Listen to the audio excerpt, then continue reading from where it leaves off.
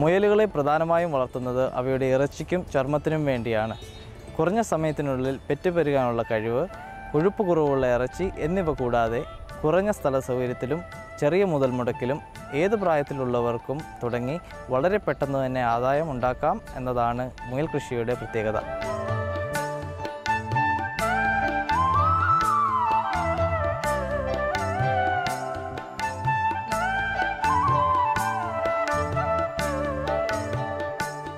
മൃഗസംരക്ഷണ മേഖലയിലെ മുയൽ വളർത്തൽ ഇന്നേറെ ആദായകരമായ ഒരു തൊഴിൽ രംഗമായി മാറിക്കഴിഞ്ഞിരിക്കുന്നു.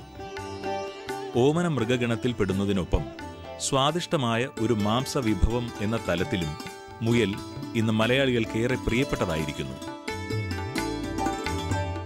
വളരെ ആദായകരവും അതിലേറെ ആസ്വാദ്യകരവുമായ മുയൽ വളർത്തലിലൂടെ ജീവിതത്തിൽ ഒരു പുതിയ പന്ഥാവ് തന്നെ വെട്ടിത്തുറന്ന കർഷകനാണ് കോഴിക്കോട് ജില്ലയിലെ താമരശ്ശേരിയിലുള്ള ശ്രീ കുര്യാക്കോസ്. സർക്കാർ ജോലിയിൽ നീണ്ടുനിന്ന സേവനത്തിനു ശേഷം വിരമിക്കവേ വിശ്രമ ജീവിതത്തെ തന്നെ അകറ്റി നിർത്തി പൈതൃകമായി മനസ്സിലേറ്റിയ കാർഷിക ആഭിമുഖ്യം കുര്യാക്കോസിനെ ഒരു കൃഷിക്കാരനാക്കുകയായിരുന്നു. ഏതാണ്ട് ചെറുപ്പം മുതലേ കൃഷിപ്പണിയായിരുന്നു എനിക്കുണ്ടായിരുന്നത്. വിദ്യാഭ്യാസ കാലത്ത് ഞാൻ രാവിലെയൊക്കെ പണിക്ക് പോകുമായിരുന്നു. ഒരു കാർഷിക കുടുംബത്തിലാണ് ജനിച്ചു വളർന്നത്. PSC ഒരു 10-60 PSC പരീക്ഷകളെങ്കിലും ഞാൻ എഴുതിയിട്ടുണ്ട്. എനിക്ക് ആദ്യമേ ഫോറസ്റ്റ് ഡിപ്പാർട്ട്മെൻറ്റിൽ ജോലി കിട്ടി.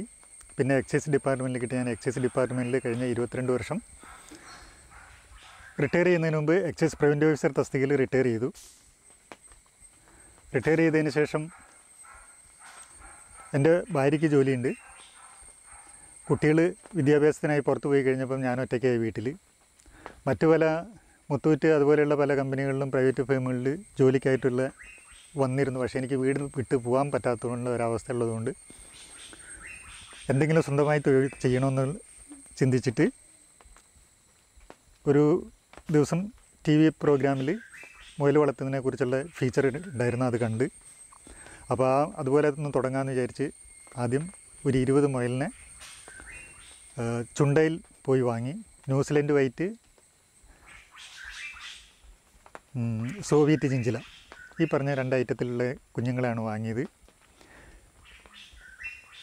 അതിനെ കൊണ്ടുവന്ന് 6 മാസം വളർത്തി കഴിഞ്ഞ് ക്രോസ് ചെയ്യിച്ച് ഇപ്പോൾ 2 പ്രാവശ്യം 2-3 പ്രാവശ്യമായിട്ട് ഇപ്പം കുഞ്ഞുങ്ങളുണ്ടായി. കഴിഞ്ഞ പ്രാവശ്യം കുഞ്ഞുങ്ങളെ കൊടുത്ത് ഇറച്ചിക്കായിട്ടും കൊടുക്കുന്നുണ്ട്. ദൃശ്യമാധ്യമത്തിൽ മുയൽ വളർത്തലിനെ അധികരിച്ച് തയ്യാറാക്കിയ ഒരു ചിത്രീകരണം ശ്രദ്ധിച്ച കുര്യാക്കോസ് ഒരു കൗതുകമെന്നോണം ആ രംഗത്തേക്ക് തിരിയുകയായിരുന്നു. ഒപ്പം ജീവിതത്തിൽ ഇനിയും പരിശ്രമം ബാക്കി നിൽക്കുന്നു എന്ന ആർജവമാർന്ന ഒരു തീരുമാനവും അദ്ദേഹത്തോടൊപ്പം കൂട്ടുചേർന്നു.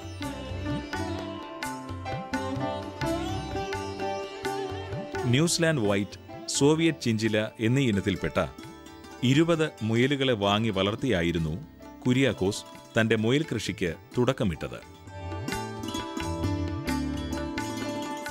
ആദ്യത്തെ പ്രസവത്തിൽ എനിക്ക് പല അബദ്ധങ്ങൾ പറ്റി. അതായത് നെസ്റ്റ് ബോക്സ് വെച്ച് കൊടുക്കണമായിരുന്നു.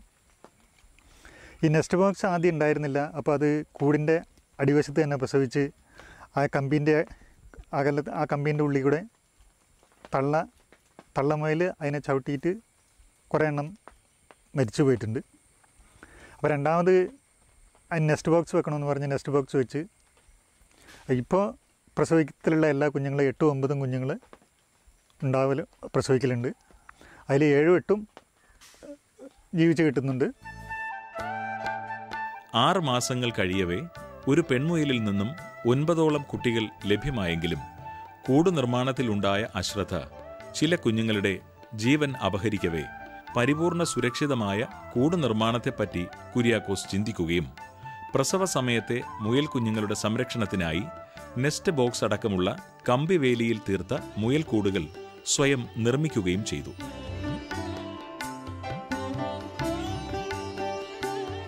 ഇത്തരം കൂട് നിർമ്മാണം ഏറെ കാര്യക്ഷമമാകുകയും അതിലൂടെയുള്ള മുയൽ വളർത്തൽ ലാഭകരമാകുകയുമായിരുന്നു.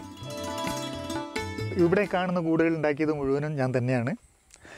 എനിക്ക് ലേബർ ചാർജ് ആയിട്ട് വന്നത് എന്താണെന്ന് വെച്ച് കഴിഞ്ഞാൽ ഇത് കമ്പി വെൽഡ് ചെയ്യാൻ വേണ്ടിയിട്ട് വെൽഡിങ് മെഷീന് എനിക്കുണ്ട്. കമ്പി വെൽഡ് ചെയ്യാൻ വേണ്ടിയിട്ട് മാത്രം ഒരു വെൽഡറെ കൂട്ടി അത് 2 ദിവസം കൊണ്ട് വെൽഡ് ചെയ്ത് വെച്ച് പോയി. ആ വെൽഡിങ് ചെയ്ത കൂലി മാത്രമേ ഉള്ളൂ. പിന്നെ വെൽഡ് മെഷ് വാങ്ങിയിട്ട് ഞാൻ തന്നെയാണ് കൂടിൻ്റെ പണി മുഴുവൻ എടുത്ത് ഇപ്പോൾ 5-6 കൂടുകൾ ഉണ്ടാക്കി. കൂടോടുകൂടി പലരും ആവശ്യക്കാർ വരുന്നുണ്ട് കൂടിന് വേണ്ടിയിട്ട്. പക്ഷേ ഞാൻ ഉണ്ടാക്കുന്ന രീതിയിലുള്ള കൂട് ഉണ്ടാക്കി കൊടുക്കാൻ മുതലാവില്ല.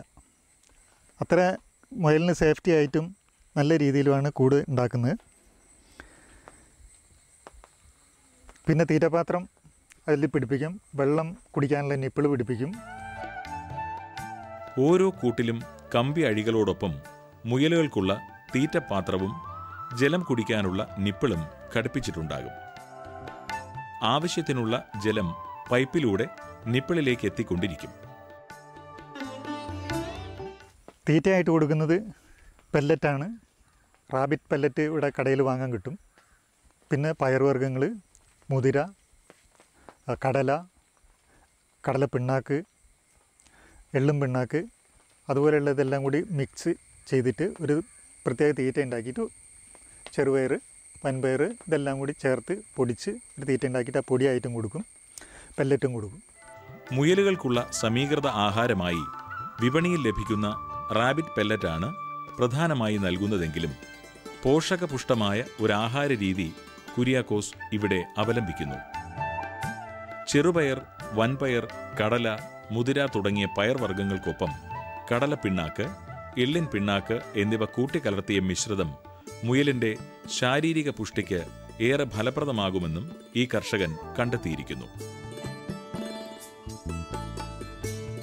പിന്നെ വൈകുന്നേരമാണ് പുല്ല് കൊടുക്കുന്നത്. തലേദിവസം മുറിച്ച പുല്ല് അല്ലെങ്കിൽ 2 ദിവസം മുറിച്ച പുല്ലാണ് കൊടുക്കുന്നത്. നനഞ്ഞ പുല്ല് കൊടുക്കുന്നില്ല. നനഞ്ഞ പുല്ല് കൊടുത്തിട്ടുണ്ടെങ്കിൽ വയറിളക്കം ഉണ്ടാവും. അത് ഒഴിവാക്കുന്നതിന് 2 ദിവസം മുന്നേ മുറിച്ച പുല്ല് കൊടുക്കും. പച്ചിലകളും പുല്ലുമാണ് മുയലുകളുടെ മറ്റൊരു പഥ്യാഹാരം.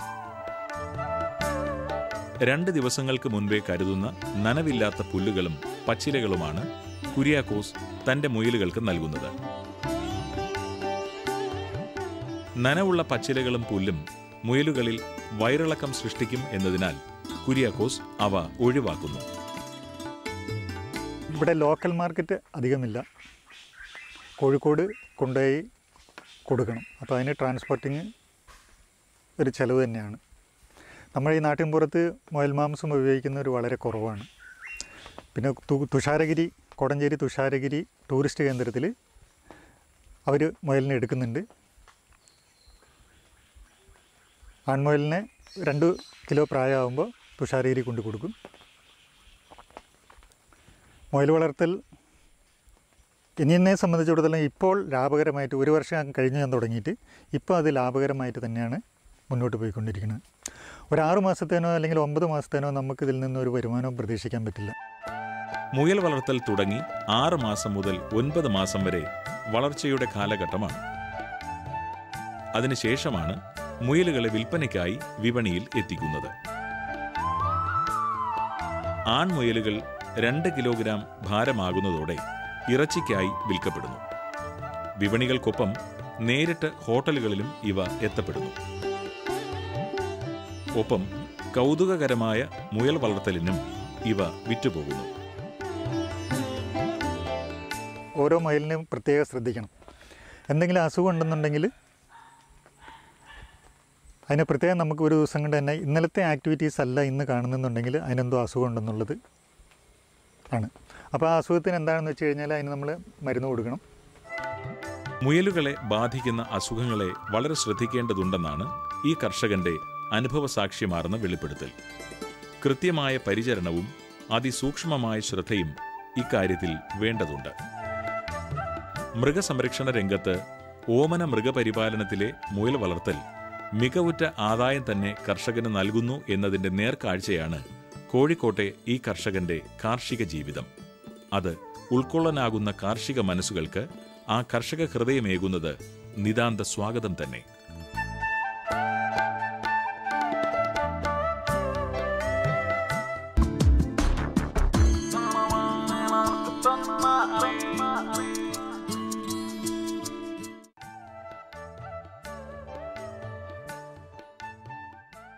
ഒരു ചെറിയ കുടുംബത്തിന് ജീവിക്കാൻ ആവശ്യമായ വരുമാനം ഇറച്ചിക്കോഴി വളർത്തലിലൂടെ സമ്പാദിക്കാം.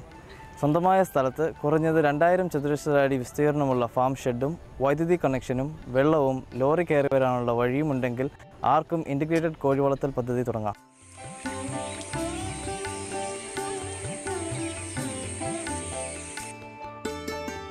ഇറച്ചിക്കോഴികൾക്കായി കേരളം അയൽ സംസ്ഥാനങ്ങളായ കർണാടക, തമിഴ്നാട് എന്നിവയെ ആശ്രയിക്കുന്നുണ്ടെങ്കിലും ഈ മേഖലയിൽ ഒട്ടേറെ കർഷകർ ഒരു തൊഴിൽ രംഗമെന്ന നിലയിൽ മികച്ച ആദായം തന്നെ നേടിപ്പോരുന്നു.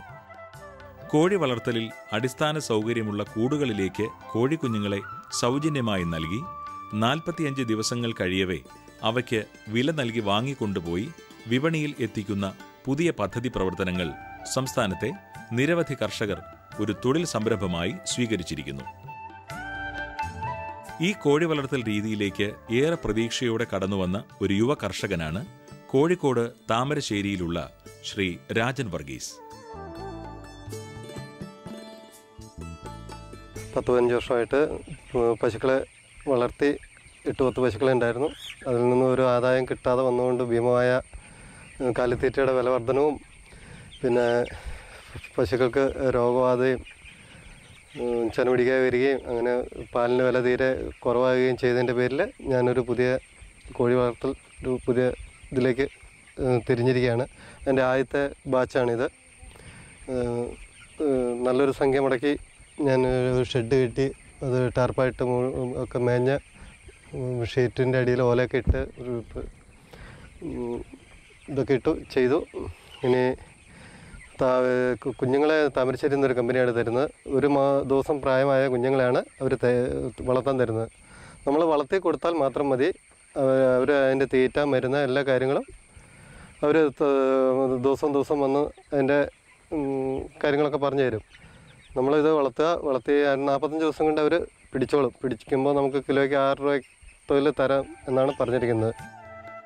ചെലവ് കൂടി ആദായം കുറഞ്ഞ സാഹചര്യത്തിൽ 15 വർഷമായി താൻ പുലർത്തിപ്പോന്നിരുന്ന പശു വളർത്തൽ ഉപേക്ഷിച്ചാണ് രാജൻ വർഗീസ് പുതിയ കോഴി വളർത്തൽ മേഖലയിലേക്ക് എത്തിയത്.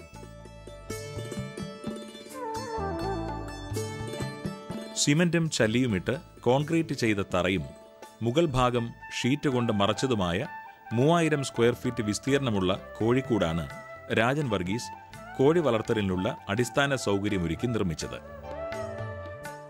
ഇത് 3000 സ്ക്വയർ ഫീറ്റാണ് തറ.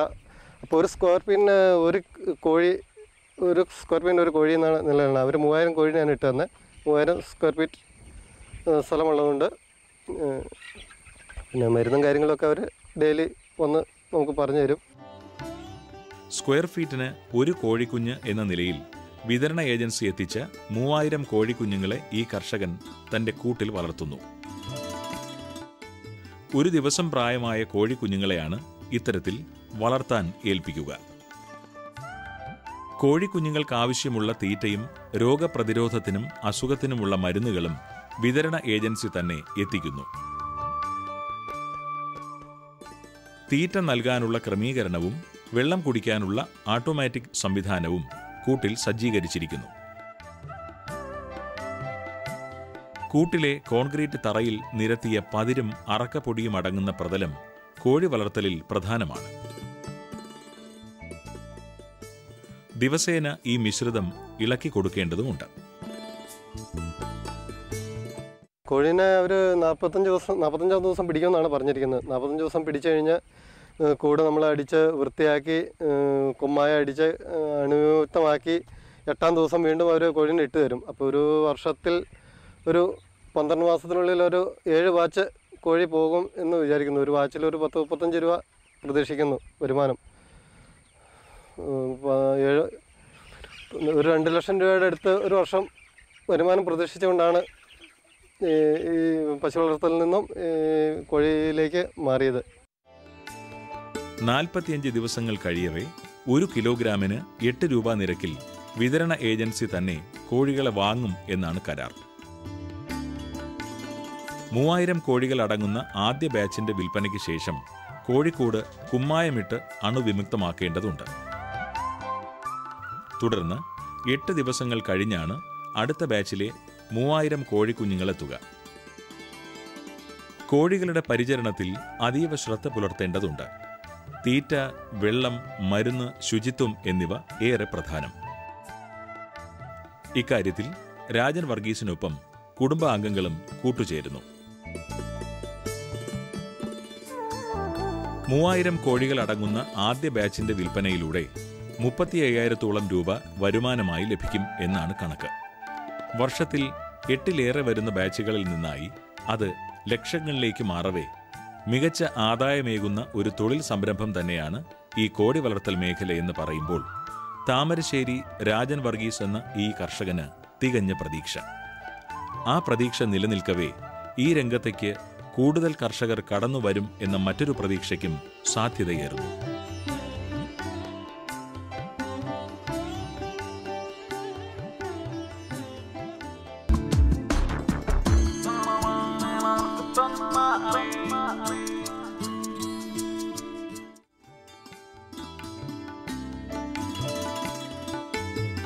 വീട്ടുവളപ്പിൽ നന്നായി വളരുന്ന ഒരു പഴവർഗ്ഗ വിളയാണ് പപ്പായ.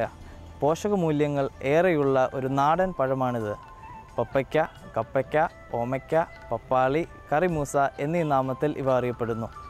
സ്വന്തം വീട്ടുവളപ്പിൽ ഒരു പപ്പായ നടുന്നതിൽ നിന്നും കുറഞ്ഞ ചെലവിൽ നമുക്ക് ഗുണമേന്മയേറിയ ഒരു പഴവർഗ്ഗം ലഭിക്കുന്നു. പ്രകൃത്യ ജൈവ രീതിയിൽ കിട്ടുന്ന ഒന്നാണ് പപ്പായ. ഒരു തവണ നട്ടാൽ 3 മുതൽ 5 കൊല്ലം വരെ ഒരു പരിചരണവുമില്ലാതെ ഫലങ്ങൾ തന്നുകൊണ്ടേയിരിക്കും. വീട്ടുവളപ്പിൽ അനാഥമായി വളരുന്ന ഇവയുടെ ഫലങ്ങൾ യഥാസമയം ഉപയോഗിക്കാതെ പാഴായി പോകുന്നതായിട്ടാണ് കാണുന്നത്. പലവിധ കറികൾക്കും പ്രയോജനപ്പെടുത്താവുന്ന ഇതിന്റെ പച്ചക്കായ്കൾ പോഷക ഗുണവും രുചിയാർന്നതുമാണ്. പഴം പ്രമേഹരോഗി ഉൾപ്പെടെ എല്ലാവർക്കും ഭക്ഷിക്കാവുന്നതുമാണ്.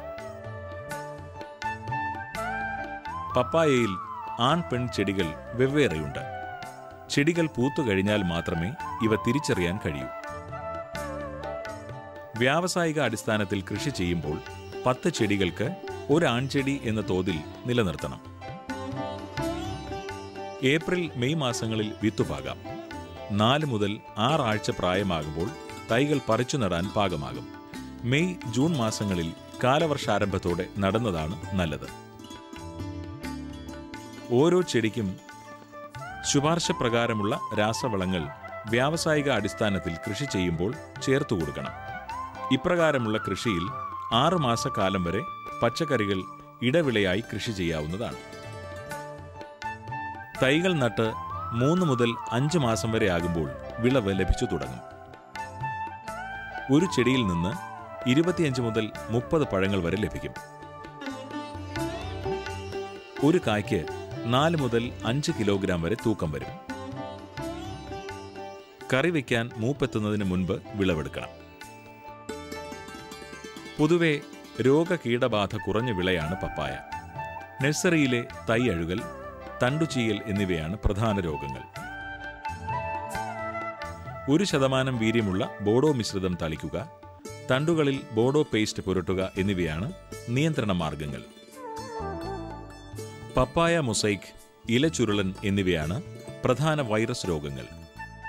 രോഗബാധയുള്ള ചെടികൾ കണ്ടാലുടൻ തന്നെ നശിപ്പിക്കണം. പപ്പായയുടെ മീലിമൂട്ട ജൈവ കീടനാശിനി ഉപയോഗിച്ച് ഫലപ്രദമായി നിയന്ത്രിക്കാം. പച്ച പപ്പായയിൽ ചെറിയ പോറലുകൾ ഉണ്ടാക്കി അതിലൂടെ ഒലിച്ചുവരുന്ന കറ ശേഖരിച്ച് ഉണക്കി സംസ്കരിച്ചാണ് വളരെയേറെ വ്യാവസായിക പ്രാധാന്യമുള്ള പപ്പായിൻ ഉൽപ്പാദിപ്പിക്കുന്നത്. ഇത് ഔഷധ ഗുണമുള്ളതും ച്യൂയിംഗം നിർമ്മാണത്തിന് അത്യന്താപേക്ഷിതവുമാണ്. പപ്പായ ഒരു ദീർഘകാല വിളയാണെങ്കിലും 3 വർഷത്തിൽ കൂടുതൽ നിർത്തുന്നത് ആദായകരമല്ല.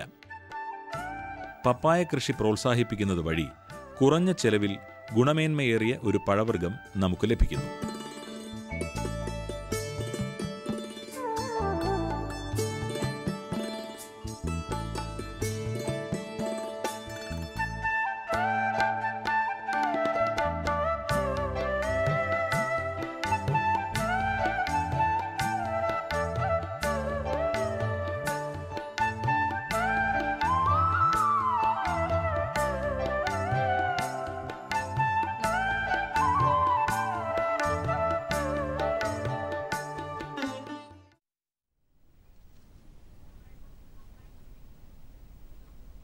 നമസ്കാരം. ദൂരദർശൻ കാർഷിക വാർത്തകളിലേക്ക് സ്വാഗതം. പ്രധാന വാർത്തകൾ. സ്പൈസസ് ബോർഡിന്റെ പ്രചാരണ പരിപാടിക്ക് കൊച്ചിയിൽ തുടക്കം. റബ്ബർ ഷീറ്റു സംസ്കരണം, തരംതിരിക്കൽ എന്നിവയിൽ പരിശീലനം.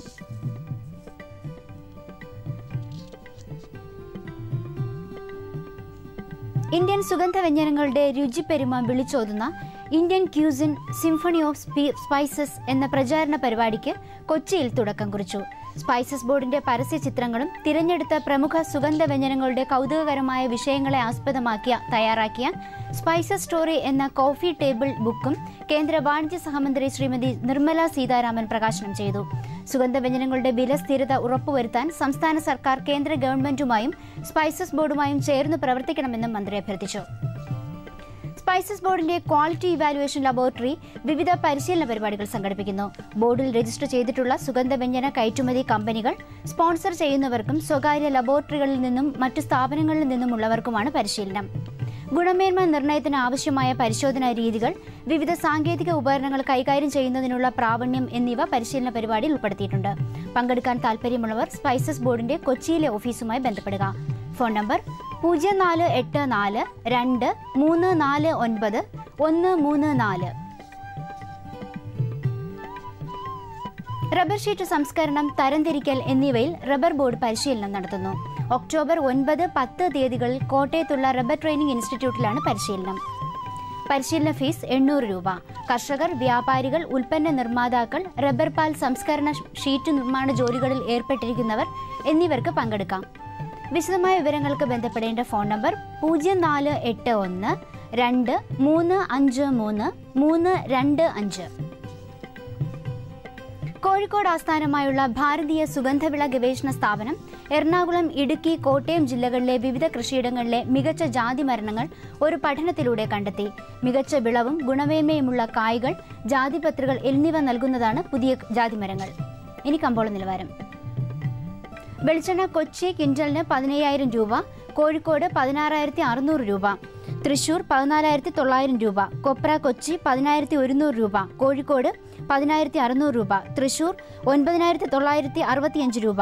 കുരുമുളക് അൺഗാബിൾഡ് ക്വിൻ്റലിന് 63,900 രൂപ, കുരുമുളക് ഗാബിൾഡ് 66,900 രൂപ, ചുക്ക് മീഡിയം 23,000 രൂപ, ബെസ്റ്റ് 25,000 രൂപ, മഞ്ഞൾ സേലം 6,700 രൂപ.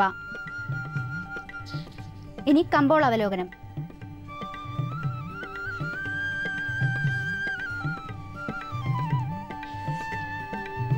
കുരുമുളക് മുന്നേറാൻ ക്ലേശിക്കുന്നു. കർണാടകത്തിലെ കൂർഗിൽ നിന്നും ചിക്കമംഗലൂരിൽ നിന്നും മുളക് വയനാട്ടിലെത്തിയത് സംസ്ഥാനത്തെ കർഷകരെ പ്രതിസന്ധിയിലാക്കി.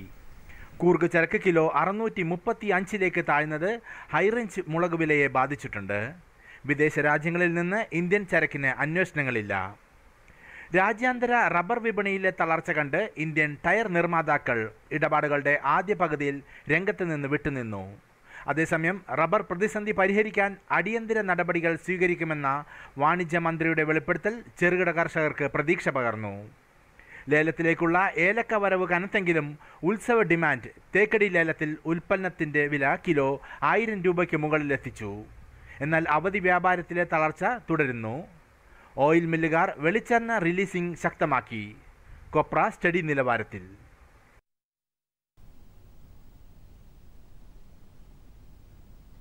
ഇതോടെ ഇന്നത്തെ കാർഷിക വാർത്തകൾ സമാപിക്കുന്നു. നമസ്കാരം.